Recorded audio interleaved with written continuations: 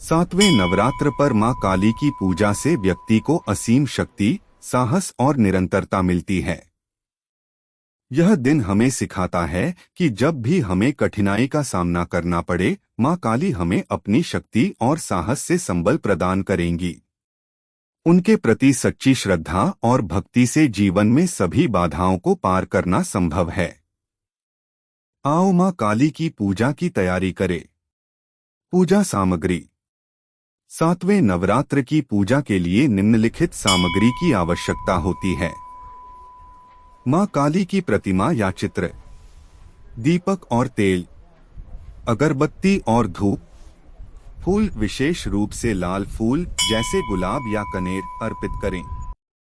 प्रसाद, चावल, दही, शहद और गुड़ का प्रसाद तैयार करें। कलावा, मां के चरणों में बांधने के लिए लाल या पीला धागा। नैवेद्य, फल जैसे केले, सेब, नारंगी इत्यादि। पूजा की प्रक्रिया। स्नान। पूजा से पहले स्नान करें और स्वच्छ वस्त्र पहनें। स्थान का शुद्धिकरण। पूजा स्थल को शुद्ध करें और वहां बैठकर ध्यान लगाएं। दीप और धूप, दीपक जलाकर और धूप जलाकर मां काली का आह्वान करें। मां का ध्यान करते समय मां काली का ध्यान करें और उनकी शक्ति का अनुभव करें। अर्चना। फूलों और नैवेद्य से मां काली की पूजा करें। उन्हें धन्यवाद दें और अपनी इच्छाएं मांगें। आरती। पूजा के अंत में मां काली की आरती करें और उनके गुणों का वर्णन करें। सातवें नवरात्र की विस्तृत कथा। मां काली। सातवें नवरात्र का दिन मां काली की पूजा का विशेष दिन है। मां काली, जो देवी दुर्गा का एक शक्तिशाली रूप है, का अवतार अंधकार और बुराई के विनाश के लिए हुआ। उनके बारे में अनेक कथाएं प्रचलित हैं, जिनमें से एक प्रमुख कथा यह है। मां काली का अवतार।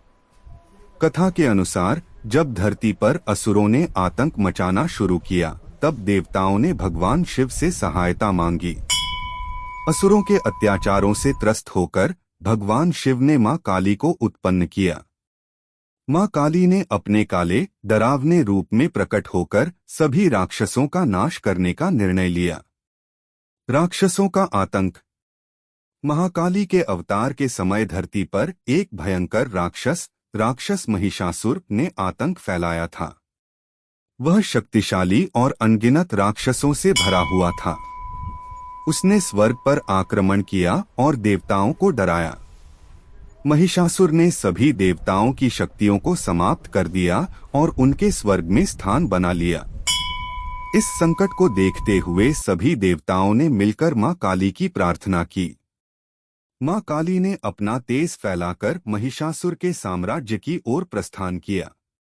मां का प्रकट होना एक भयानक तूफान की तरह था।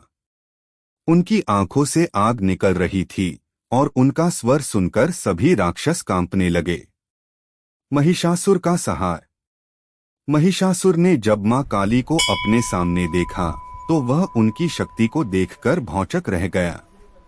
उसने अपने सभी दूतों को भेजकर मां को रोकने की कोशिश की, लेकिन मां काली ने बिना किसी दया के सभी दूतों का संहार कर दिया। महिषासुर ने अपनी शक्ति का प्रदर्शन करने के लिए युद्ध का सामना किया, लेकिन मां काली ने अपनी तलवार से उसे हराने में कोई कसर नहीं छोड़ी।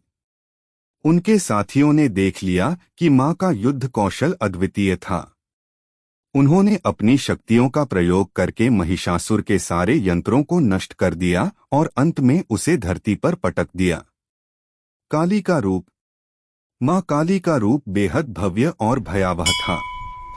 उनका शरीर काला था और उनके चारों हाथों में तलवार, कटारी, गदा और खड्ग थे।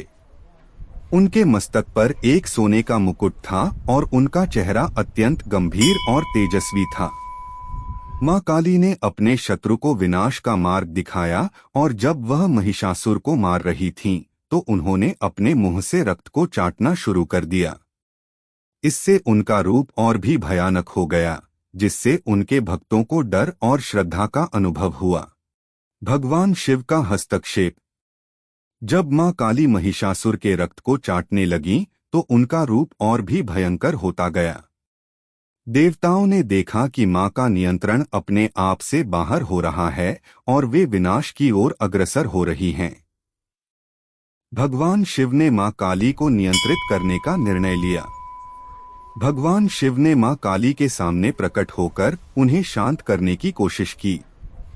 मां काली ने जब शिव की दिव्य छवि देखी तो वे उनकी ओर बढ़ी और उन्हें पहचानते हुए शांत हो गईं।